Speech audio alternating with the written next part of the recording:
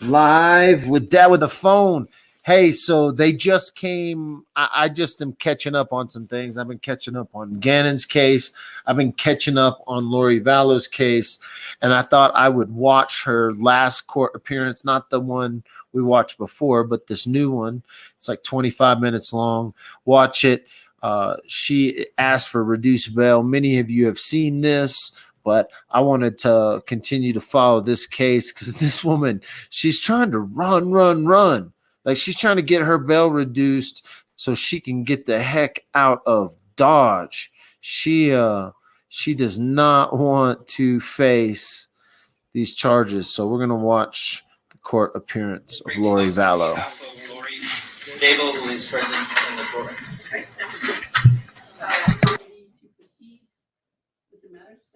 Yes, Your Honor. All right. Before we do that, let me just state on the record that there have been additional applications by the media for extended coverage. The court has granted all of the applications. And I just want to note on the record, this includes NBC Network News, A&E Networks, KLI-TV2 News, KHON News, and the Garden Island newspaper. And this is with the caveat that there would be no additional counts allowed in the court other than what was approved on February 21st, 2020. All right, so Mr. DeCosta.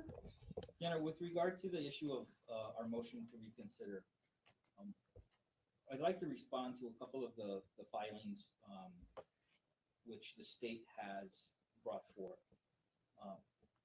They're relying on 2011 civil contempt in a custody dispute. And even if this was a criminal contempt, in Hawaii, the tool that's used to determine whether the person should be released on bail and what the bail amount is, only goes back 2 years. So bringing up something that's 9 years old, I don't think that is appropriate and should be ignored by the court. With respect to the court order, because they're trying to make this a pattern of conduct, with respect to the 2020 court order, Ms. Dable. Dude, she's got like the natural curly blonde hair. He actually filed a motion to quash the order prior to the given deadline, and that denial of the motion to quash is, I believe, on appeal in Idaho. So it's not that she's just flaunting court orders. It's that we have a very old allegation and a recent one that is being appealed and dealt with in the legal process. It's believed that order was unlawful and should be quashed. And that order was also mischaracterized. Ooh, look at that. She got her toenails freshly painted, though. Those don't look like no jacked up toenails. So that the government. She still got her toenails together. Put them in foster. And that's the reason why she's fighting that order. With respect to whether she's a flight risk, Mrs. Dable and her husband. This guy doesn't even know her name. No charges were pending in Idaho at the time that they moved. It was a previously planned move, and it's something that makes sense because of all the states that Miss Dable has lived in over the past 6 years. Her longest residency has actually been on Hawaii. So, with respect to that, it is Lori's position, is our position, that she's not a flight risk just because. Very small courtroom. I think there's probably double on the other side of that, people. That's a very small courtroom. She's not hiding from law enforcement. She's been under surveillance. But they let a camera in there. They should have let a camera in on the Patrick Frazee case. Try to leave the state of Hawaii. She hired an attorney. Come on, public defender, really? If you get a warrant, let me know. Yeah, that's what I'm saying. He's pretending. Public pretender. What we're here for today is to ask this court to treat Lori. We need to find out who the dad with the phone is in there so we can get some real freaking coverage. If you're in that courtroom right now and you happen to come across dad with the phone's Facebook or YouTube, reach out to me. I know. Look at that guy in the back there with the little flower shirt on. Set bail the way this court would any other individual under these circumstances. And as I stated in my pleadings, 23 plus years, I have never seen a Class B felony case Where bail was set at over $1 million. I mean, yeah, he does have a point there. He does have a point legally, but the judge ain't going to reduce this. It's going to be same song, different verse. And she's more than willing, if bail is reduced to a reasonable amount, to actually pay for herself to go back to Idaho and face those charges and defend against those charges. Thank you. Mr. DeCosta, I believe that you and Mr. Kohler take different positions in terms of the statutory provisions that are applicable here in setting of bail, correct? You rely on 832-16. Correct. And she was arrested without a local warrant. And so 832-16 does apply. She's not facing life imprisonment or death penalty. Therefore, bail shall be set by this court, not an Idaho court. You would agree that statutory provision leaves it to the discretion of the court to set bail? It is within the discretion of the court as long as the court follows Ms. Dable's constitutional rights and sets it at a reasonable amount. And in this case, my argument is that even given all of the arguments made by the state, that $5 million is not reasonable. I think that amount is overly influencing what this court would normally set, because some Idaho judge who's being appealed in another order by Ms. Dable said $5 million. But if this court were to have taken a look at this case with fresh eyes, I do not believe that this court, knowing this court's history, would have set it at over $1 million. And that's the basis of your position in basically alleging or intimating that the court erred in confirming bail at $5 million. Yeah, I don't think there was bail to be confirmed at that point. I believe that 832-16 says, shall bring the person in front of a court for the setting of bail if they're arrested without a local warrant. They didn't bother to get a FOI warrant, despite the fact that she was under surveillance, despite the fact that apparently the documents was here on island with an Idaho detective. And they didn't bother to ask for a local warrant. So we have to go by 832-16. And you dispute the position taken by Mr. Kohler that your client is a flight risk. I do not believe she's a flight risk. I do dispute that. And, you know, as I stated in my pleadings, bail is meant to secure the attendance of the charged person, and Ms. Dable has done, ever since meeting with me in late January, has done everything correctly as far as being available to turn herself in if that's what was requested. And I think that's all the questions I have at this time. Mr. Kohler?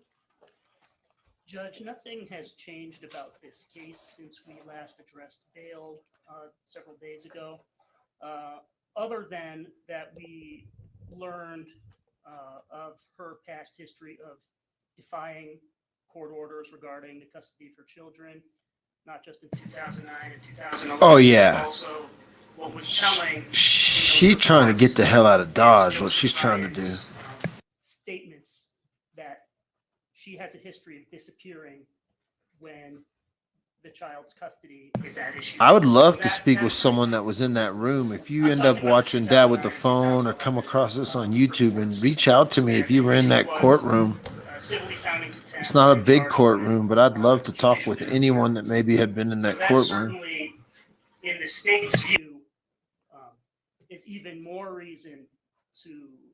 I mean, our position was always that she should be remanded without bail, but in the alternative, the $5 million was appropriate at the time and remains appropriate today.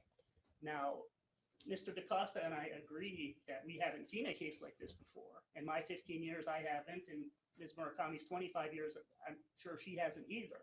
So this case is extraordinary, especially given the fact that the very same day investigators went to her house in Rexburg, she dug out for Hawaii, or she dug out at least for another state and then ended up in Hawaii.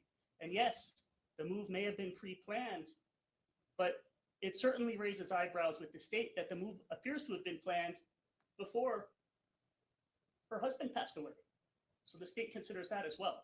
So our position remains that Ms. Daybell is certainly a flight risk. She has resided. How many people you think that lady's been a part of killing? Has had identification from numerous states in recent years. How many people do you think she's actually been involved with the death of? Not only from Idaho, but has a history of digging out when the chips are down, Your Honor. So the state rests on that unless Your Honor has specific. I have a question on the basis of bail, and you cite to section 804-3 of the Hawaii Revised Statutes, which is not the same basis relied upon by the defense. Well, the state. What does that say on that judge's little necklace right there? What does that say? Hawaii State something? Does anybody know what that said on her little lanyard? Your Honor can look at 832.16 and say, I have the discretion to set bail, and I also have the discretion under 804.3, because that's what we look at in setting bail, that we can remand her without bail entirely.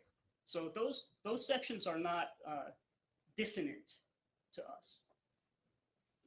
But at this time, at this bail hearing, you're asking the court to. I want to know what that judge says on her little lanyard. Hawaii State something. Keep bail at $5 million. Yes, we think that's appropriate. Mr. DaCosta, anything further to move on? With regard to the 9-year-old civil contempt, she was, I believe, she went to trial on whether she would be found guilty on criminal contempt. Was not convicted. Nothing I've seen in any of the papers sent over to me by the state or filed in this case shows that she has any prior record whatsoever. And so I just want to reiterate that I think she should be treated the same as anyone who comes before this court. That's a very small courtroom. Bail jumping or escape gets $100,000, $200,000 bail. Thank you. All right, counsel, based on your. I want to know what that little lanyard says. If anyone can read the lanyard on the judge. I just want to, I'm curious now. This particular case. Hawaii State Judiciary. Okay. Just want to state on the record, at the prior hearing, the court confirmed bail at $5 million. And let me just state that the plain meaning of confirm means firmly establishes. So I am firmly establishing and confirming what I previously said at the hearing. Hawaii State Judiciary is what I think it says, actually. Thank you, swerving in my lane. You swerved right in my lane. This time we would, Ms. Daybell has executed a waiver of extradition, having reviewed all of the paperwork submitted by the state. We are not disputing that she is a person charged by the state of Idaho, and she would like to expedite her return there so that she can defend herself against these false allegations. Right, very well. Then, Ms. Daybell, would you please stand? And as soon as you're ready to turn that over to the data. Yes, Your Honor.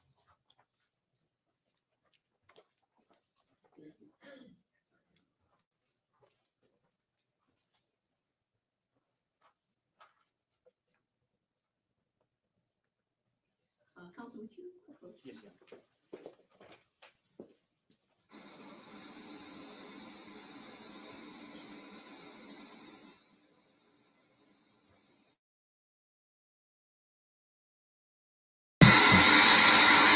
What do you think she's thinking right now? They're talking. She's thinking, maybe I'm going to get off 100 G's. I'll split to China. Probably got a fake passport somewhere.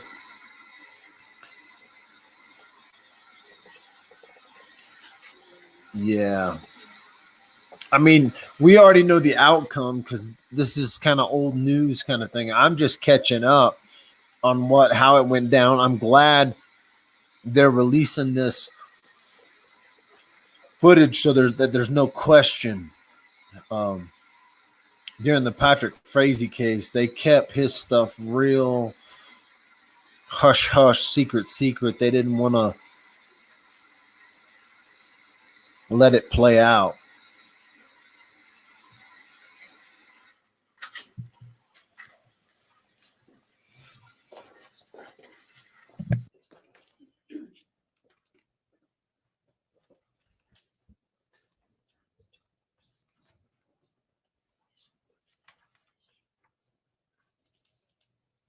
Ms. Dibble has, showed the changes. Thank you. Right, Ms. Dibble, I need to ask you questions on the record. I'd like for you to answer out loud and to the microphone that's in the middle of the table. So first of all, are you Laurie Marie Dibble, also known or formerly known as Laurie Marie Vallow? Yes, And how old are you? 46, And in what year were you born? 1973, What's the last grade in school that you completed? 12. And for the record, you can read and write English. Correct. Is your mind clear this afternoon? Yes, Are you under the influence of any alcohol or drugs? no, Are you being treated for any mental illness or emotional disability? no, Now, the court has received from your attorney a document entitled Waiver of Extradition. Can you confirm that this is your signature on page 2 of the document? yes, And you signed it, excuse me, this afternoon, February 26, 2020. You signed Who this wears attorney. orange better, KK or Lori Vallow? Both pages. Put your vote in now. Signing the signature page on page 3 with your attorney before you signed it. And do you understand what you signed? All right. Do you have any questions for the court as to the effect of signing a waiver of extradition? And as the court asked you at the last hearing, you understand full well that you have the right to be represented by an attorney at all times. yes, Now, I also asked you at the last hearing, I'm going to ask you again for the record, you understand that you and your attorney have the right to test the legality of the arrest, yes, and you understand that you have a right to an extradition hearing, yes, and you understand that the court expedited the last hearing and set an extradition hearing at your attorney's request. At that time, it's Mr. Hempe, you have Mr. DeCosta today. We set an extradition hearing for Monday, March 2nd, 2020 at 9 a.m. And you understand that you have the right to a hearing to determine whether you are in fact the person that the state of Idaho is seeking to determine. And you understand that by signing this waiver of extradition, you are giving up your right to the hearing that this court set for Monday, March 2nd at 9 a.m. And you, by signing this waiver of extradition, you are basically telling the court that you will go voluntarily and willingly with an agent that is sent from the state of Idaho back to the state of Idaho. Well, y'all can't hear the computer when my mic's off. Traveling back to Idaho, this waiver of extradition would also cover any other states. Doesn't make any sense. All right. Any questions before the court makes its finding? And counsel, was there anything? That's further not good. Needs to address in this colloquy? Your Honor, maybe a question about the form. Yes.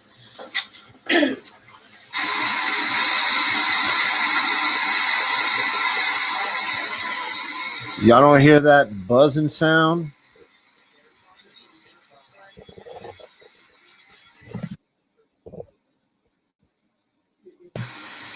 You can't hear all that noise? If I turn it off, does it go away? Probably. It's just in the microphone. I think y'all gotta fix y'all's audio.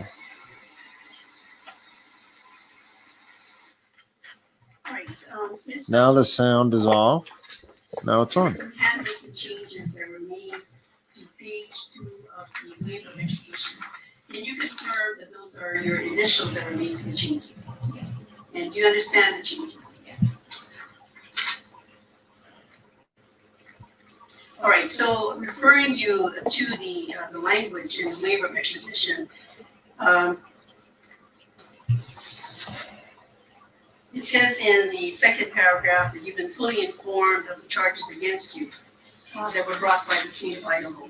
And this court did, on the record, the last hearing, go over those charges with you. Do you wish for the court to identify those charges again? And you understand,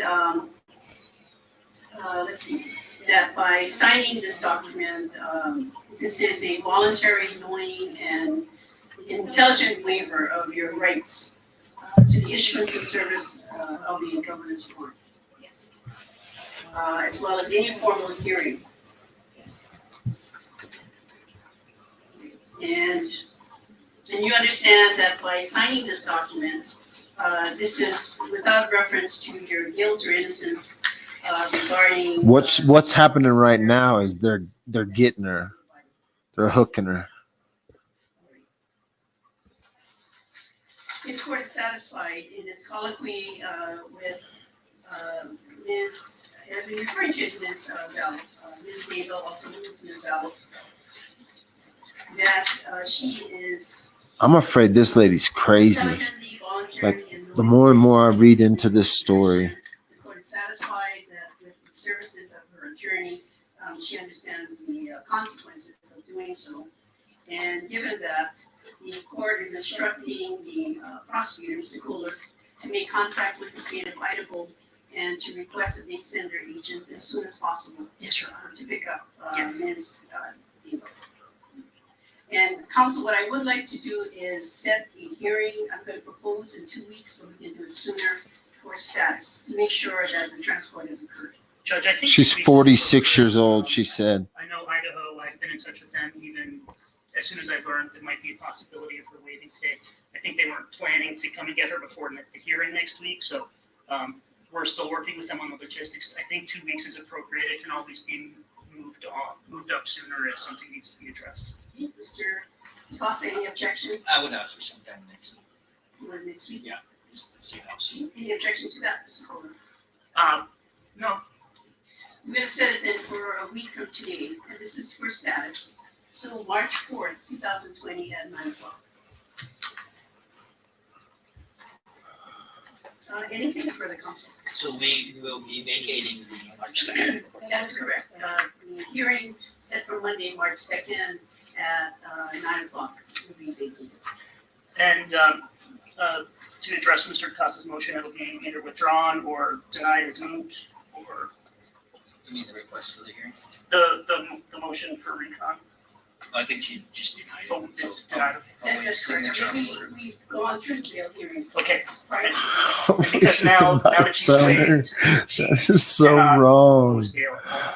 So wrong. It needs to make it to the screen. So I have a history that chat went by. Correct. Well, 5 million was the equivalent of Right. okay. So, Okay. like she's now Idaho has authority. That is correct. No, dude, she's gonna age quick in jail. She is going to age quick. Further, court is adjourned. Thank you. All rise.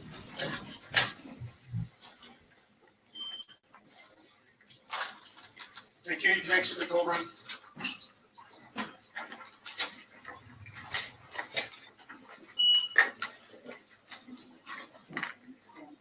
I'm sure. She's like, why didn't you argue? Why didn't you argue? We should do a bad lip reading of this right here.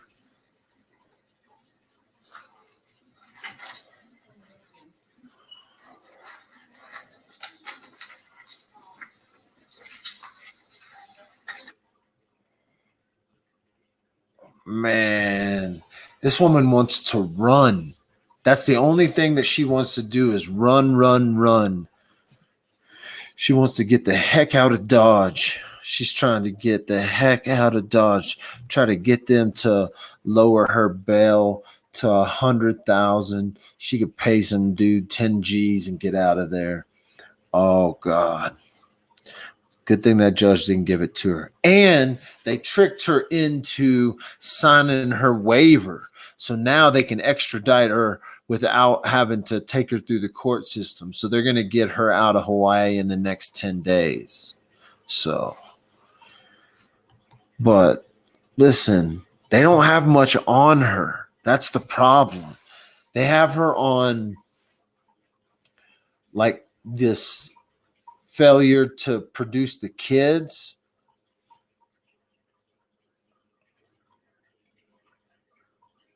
I don't know. They got to get somebody's going to have to come forward and tell them what happened. Somebody's going to have to come forward and give them some sort of idea. But listen, they've been looking at this girl for a minute. So they've been putting pieces together. Now they got this spider web of a bunch of bodies piling up underneath these people. So Chad is flying back to Idaho too. It's only a matter of time for him, I bet. Yeah, he's gonna have to. He's either gonna run or these people are truly crazy. I mean, Maria Marcus, let her run so we can go find her. It'll be don't with kids instead of don't with cats. They'll come up with the don't with kids on Netflix. It's a nuts one. I was wondering if you haven't seen Crystal Lee Kinney's mugshot. Crystal Lee got a new mugshot when she got checked into the DOC up in Denver. She had green and white mugshot, but when she got checked into the DOC, they gave her the orange jumpsuit. I'm trying to find that photo so I can pull it up. Post.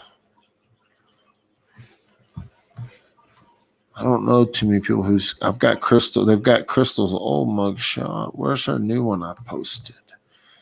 Crystal wearing orange. Crystal Lee is the accomplice. There's other news that we got from her. She's actually up for, oh, here we go. Boom.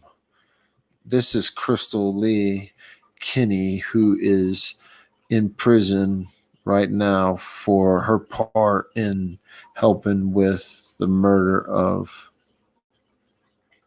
Kelsey Barrett.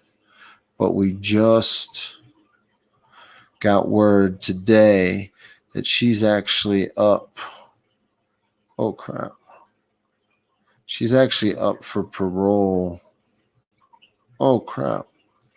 Oh, went the wrong way. She's up for parole May 2021. This girl ain't going to do no time in jail. She's actually wants to get back to Idaho. That other girl's going back to Idaho. This girl wants to go to Idaho. She'd like to go to jail in Idaho. If you guys haven't already, follow Dad with the Phone on Facebook. If you're over on the YouTube right now, you can see the link below. But that's my Facebook page. We put a bunch of stuff up in there. Anyway, I don't know who takes the best in orange, Crystal Lee Kinney or Lori Vallow. They both look crazy. They should both get it. What if they both ended up in Idaho? Because this girl could transfer to Idaho and end up in an Idaho prison. What if Crystal Lee and Lori Vallow ended up in Idaho? They both are psycho women. Yeah, they are. Crazy. What's up, chat? It's been a minute since I've done a good dad with a phone live. I haven't keeping up with this Lori Vallow case. I've been slaving away, working. Plus, I'm politicking. I've been trying to do some political crap. So,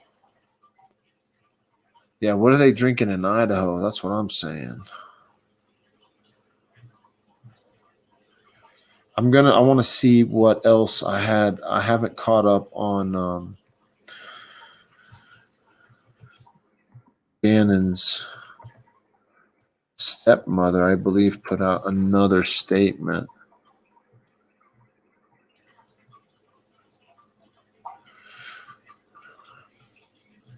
Crime Online. Stepmom explains rental car as search for missing boy. Colorado continues.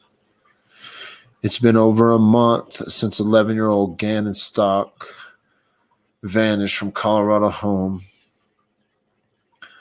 And Tisha Stock, last known person to see him, made a statement. Gannon's stepmom, Tisha, admits the boy was under her care when he disappeared. She said the last saw Gannon on January 27th at some point between 3 p.m. and 4 p.m.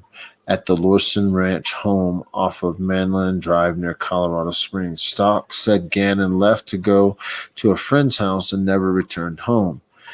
As investigation into Gannon's disappearance continues, Tisha Scott requested to address some rumors she wanted to clear up surrounding the details of her stepson's mysterious disappearance.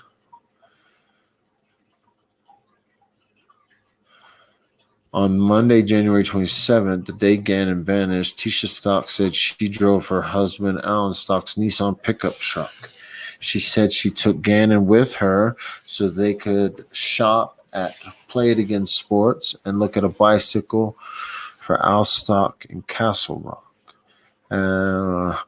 Stock said she decided to drive her husband's truck as a way to cut down on mileage on her own vehicle. She explained that her car was leased and she would have to pay a fee or have to buy the car outright if she went over certain miles each month. Stock said that her husband's truck was never at the airport, apparently disputing an online rumor.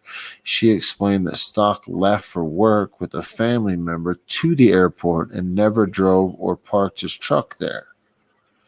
He left Saturday night to fly out to Denver Airport with a family member who had a red-eye flight, and he had an early morning flight rental car. There has been some online speculation that Stock rented a car on the day Gannon disappeared. Stock claimed the majority of the accusations have come from people who don't have the facts of the case.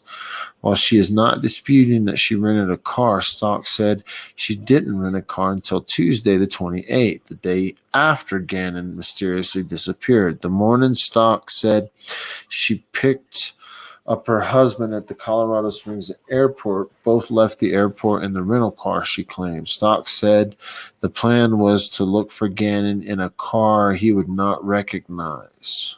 Stock added that they didn't know if Gannon would hide from his family's car, thinking he was in trouble. Hey, if my son is scared of getting in trouble, he may hide if he sees us, not to mention he was economically an easy way to pull in and out because we were going door to door. So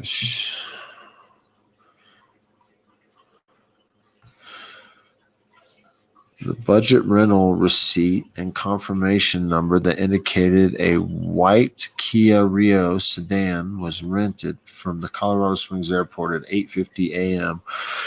On January 28, 2020, under Tisha Stock's name. The car was returned the following day at 1:20 p.m. According to El Paso County Sheriff spokesman Jacqueline, Gannon was initially listed as a runaway. At the time the call was made, the reporting party stated that he was a runaway. He did not return from a friend's home, and so it was call type as a runaway case. Early in this month, El Paso County Sheriff's Office spoke with Deborah Marentol Gannon's status was changed from runaway to missing endangered given his age, the weather conditions, and he disappeared, and his medication needs. Due to the speculation surrounding her alleged involvement, Stock claims to have voluntarily taken a lie detector test and passed. Sergeant Merritt told that she was unaware of any lie detector tests being administered by the El Paso County law enforcement. She added, however, that even if so, she would not be able to provide us any information about it due to the ongoing investigation in the case. Stock said that she took the test through the independent agency and is willing to share the results in person. Meanwhile, the search for Gannon continues. Tisha Stock added that she was wanted to help search for Gannon since the beginning. However, she feels that the searches have been ineffective because instead of focusing on the boy, she said they been on following her GPS. For my interview, I told them where I went. I'm sure they verified it with my watch. On top of that, my own Volkswagen car has CarNet in it. I think what they looked at anywhere where I might have went from the day before and after I went to the airport. Stock added that although she desperately wants to find Gannon, she has no idea where he is, but hopes that he returns home soon. I wish I had the answers. Gannon is described as a white male who stands 4 feet 9 inches tall and weighs about 90 pounds. He has brown eyes and brown hair. He was last seen wearing blue hooded jacket, jeans, and athletic shoes. Anyone with information on Gannon's whereabouts is urged to contact the El Paso County Sheriff's Investigation Tip Line. I'll put that number down in the bottom. Man, this Tisha Stock lady is,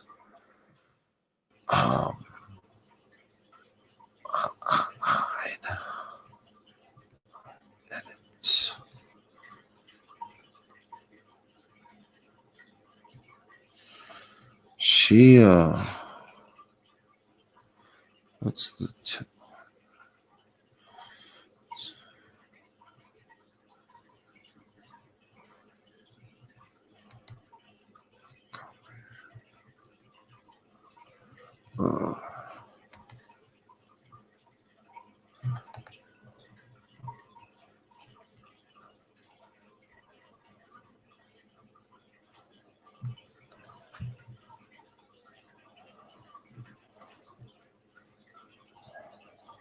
There you go.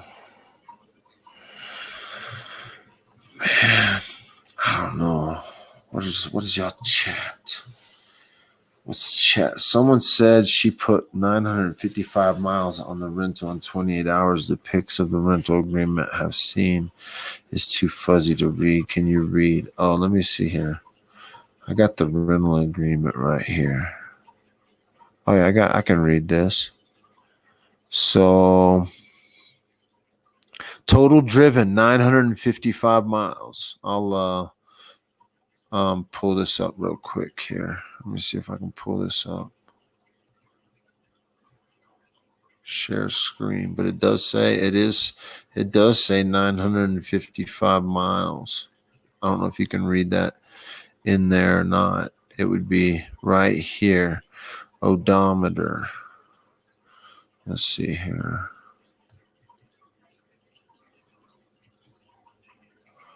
Be right there if you can read it. Be right there. Total driven 955. Odometer in 960. Total driven 955.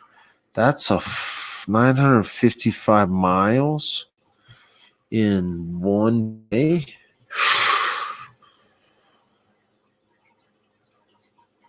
Yeah, it would be that's a lot. That's a lot of miles. So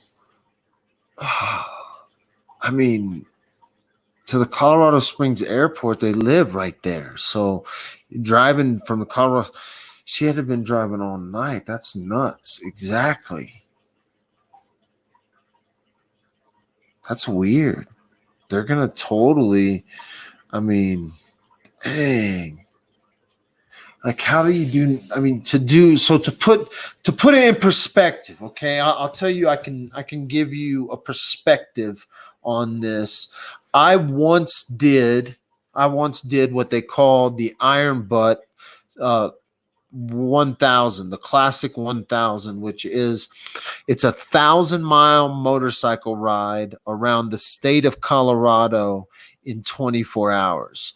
I did this with like 7 or 8 other guys, and we left a hotel in Denver at like 4 a.m. in the morning, and we drove all the way up to the very tip top of the corner of the state, like by the Grand Mesa up north of Grand Junction.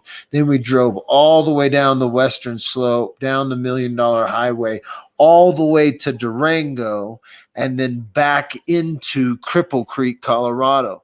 They call it the Iron Butt. I got a little trophy. 1,000 miles on a motorcycle in 24 hours. That's not easy to do. To do 955 miles in a car in 28 hours is still I mean, that's still a feat. Now, we drove like the back windy roads of Colorado, and to do 1,000 miles basically in 24 hours is not an easy feat. And so, and it's not impossible. It's just it's like nonstop driving. Because when we did it on bikes, we took a couple of breaks, but basically we drove for 24 hours. It's basically nonstop driving.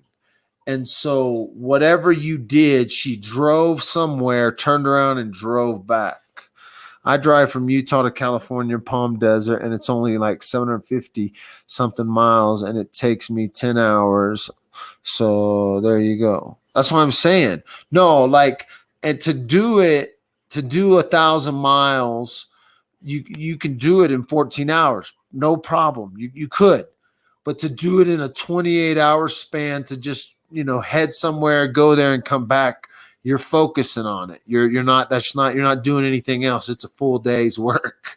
And so running a radius with her house about 475 miles from the center. Yeah, you could go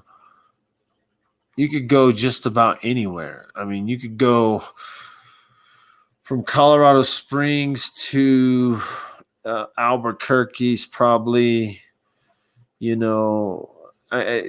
hours. It's just a lot of miles in a small area. And for her, if she knows that they're going to be able to track that now, because they have this, golly. So did she spend a bunch of time driving around? Who knows? Who knows? Who knows?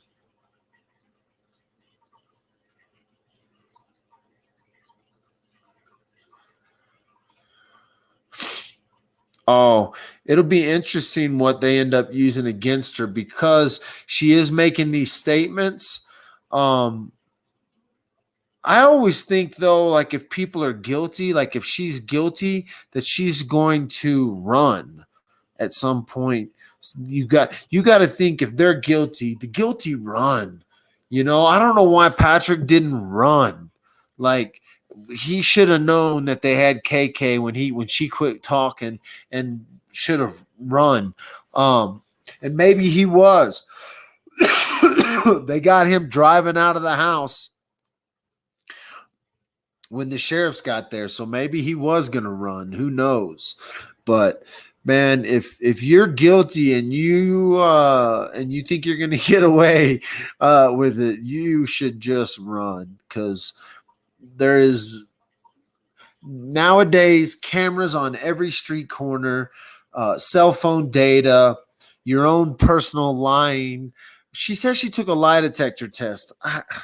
I don't know about all that. I don't know about all that. I'm not buying the whole. I took a lie detector test.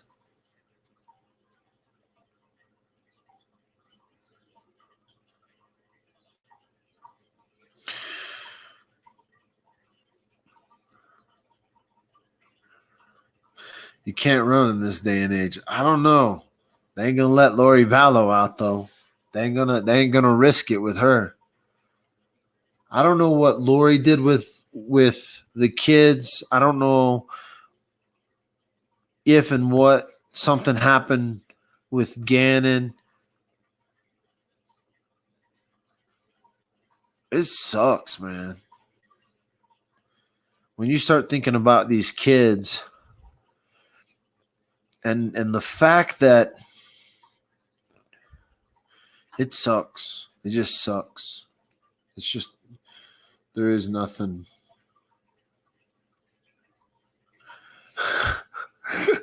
It's hard.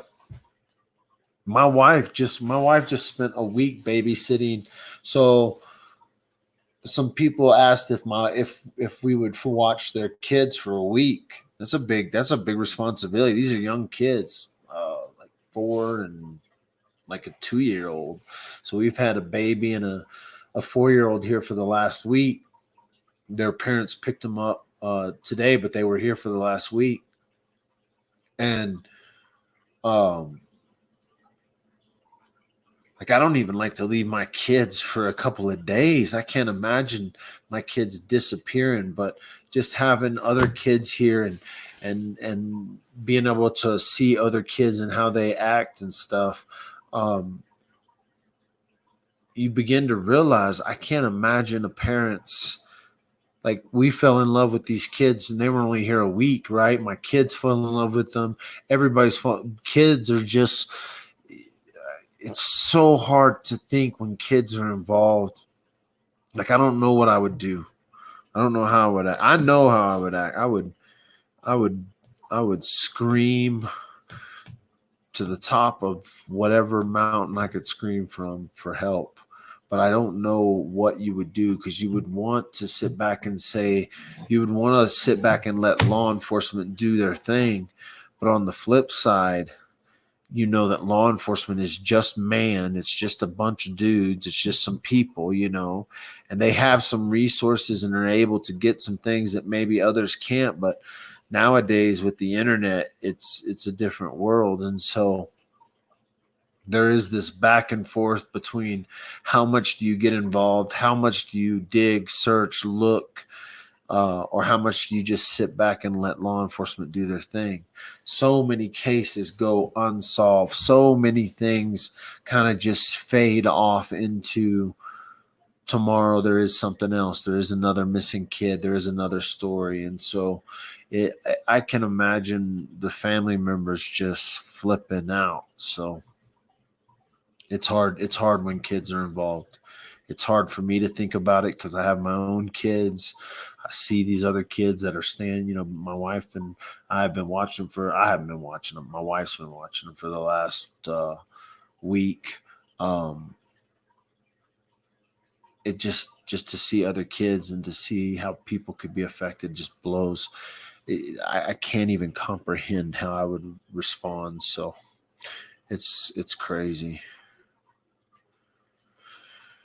I know, Deborah, I have seen the Petco where it was at, and I don't know who did it. I don't know the YouTube channel. I don't know the Facebook channel, but I saw video from that Petco in Colorado Springs, and the Petco didn't have cameras, but the Kohl's right next to the Petco had cameras. And so I'm sure that they have tried to pull as much camera footage as they could from all of those places.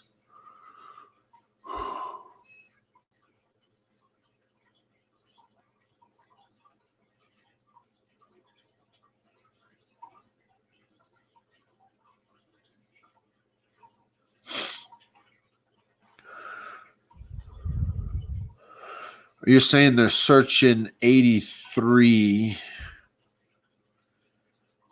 I don't know if that's 805 you're talking about. 83. Oh, is that the highway that runs east of town?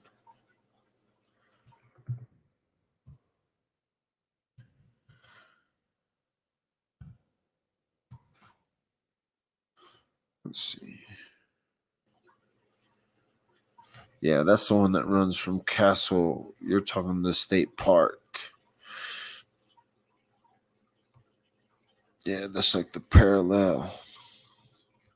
The back way to Parker. Miss all the traffic.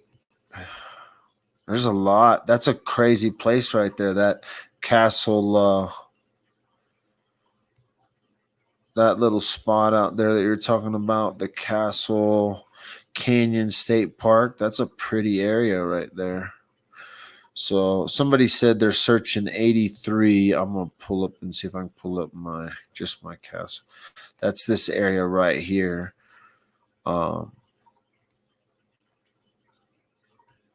There's a state park here. It's like this canyon. It's a lot of area though. I've never been in it, but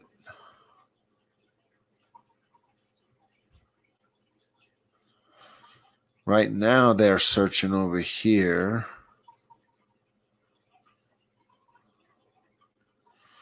This is where they were searching the other day.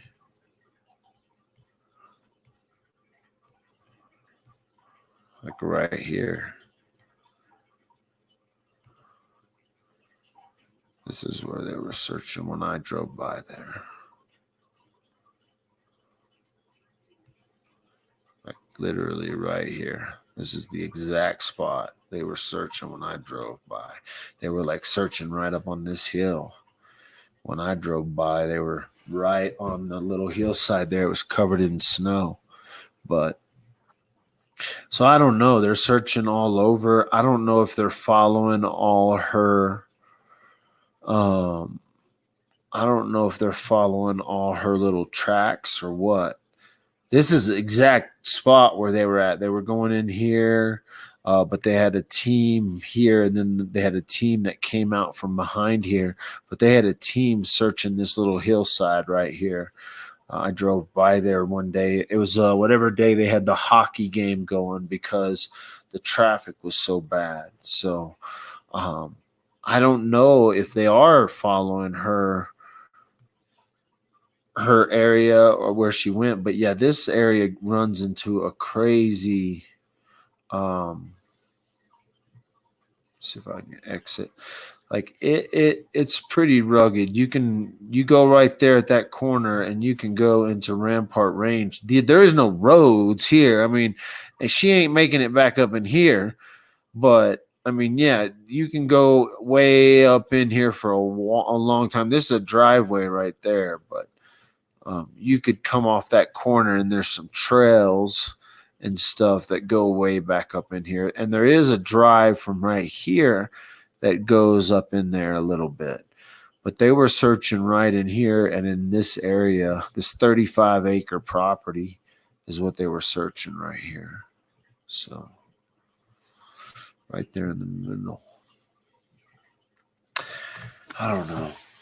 I was on a different live video. No, I wasn't on the video. I was just in chat and talking, and I was talking with people, or just chatting, and I kind of said, I'm not losing hope, but it's one of those things where it's like it's been a month, and so now you're like wanting them to focus on, okay, if you're not looking for Gannon alive, then you're looking for clues to what happened to him. But what are, where are those clues pointing you to? Who are you focusing on? And if it is, in fact, the stepmother or family member or whatever, then what's going on with that is, everybody wants answers, because so many times if it's not a family member, then come out and tell the public so that the public I don't know. I don't know where the investigation is going to lead with this thing and what they're going to go with, but I can understand how people are. You've captivated the world again. You did these press conferences, you did all this stuff, you did all this public searching, and yet you give very little info on what has yielded from those things. I understand you're trying to protect the investigation. I just know that the world is moving at a faster rate than these investigations, and they definitely the internet runs wild. And so I understand stepmom trying to help her, figure out, trying to say, hey, this isn't what happened. This is what's going on. They're following my rental car and stuff like that. They're focusing on that. And if she's truly innocent, then that could be heartbreaking to a mother that she's being accused of this. If she doesn't have anything to do with it, I could see how it would just tear her heart going, why would you even be looking at me? I didn't do anything, So I can understand that frustration of it. I don't know where I stand on who's involved. We just want answers for, we want answers for the mother, answer for the father, answer for Gannon, like for where is Gannon? People have fallen in love with Gannon. And so now it's beyond this, and it's so easy to do. Like I said, I had kids here that aren't my kids, and I watched my family fall in love with these kids that aren't my kids, and they were in my house for a week, And so Gannon has been brought to the forefront of people's minds, and people have fallen in love with Gannon, and they want answers for what happened and where is Gannon. And so it's been a long one. Kids, it's been a long one. So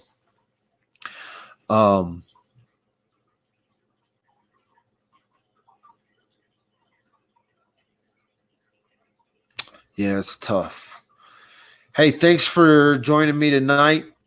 You can find me at all the links below. If you simply want to throw money in the bucket to help me continue to do this stuff, you can throw money in the bucket. If you don't want to, make sure you go over to my links and follow and hit the reviews. They really do help. We got a lot going. That's all I got to say is life is busy. So make sure you follow me over at the Woodland Park Underground because I'm doing some political stuff there. We have our first political debate Tuesday at the high school. If you didn't know it, I'm running for city council of Woodland Park, and there's a number of reasons I'm running for city council. And you can find out more about that at the Woodland Park Underground. Watch that with the phone. There's a bunch of other great true crime channels out there that you can keep up with all of these cases. Latest in the case. One other thing I did want to show you guys before I take off, a little bonus material. I do want to show you this so that you understand what's going on. So Crystal Lee Kinney, I talked about it and we looked at her mugshot, but I wanted to bring up her booking info here so that everybody can keep track of Crystal Lee Kinney over the next couple of years. And if you see something come up, let me know because I don't always catch it. So her DOC number is 187-885. Now, I remember exactly what Patrick Frazie's is. His is 187-025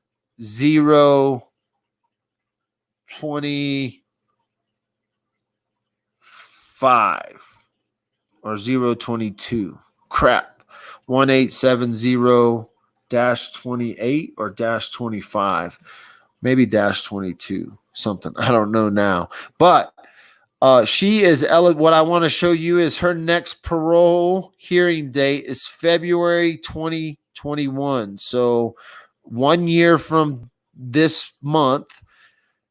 She could go up for parole though on May. So she would be her parole hearing date is February 2021.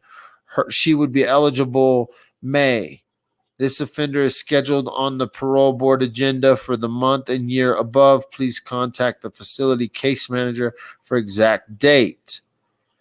She has an estimated mandatory release date 11/28/2022. She is currently serving her time in Denver Women's Correctional Facility. So that's the skinny on the blonde heifer, Crystal Lee Kinney. So there's her information. You have it. Now you can use it however you see fit. We'll talk to you later. My name's Michael. They call me Dad with a phone. It's been fun.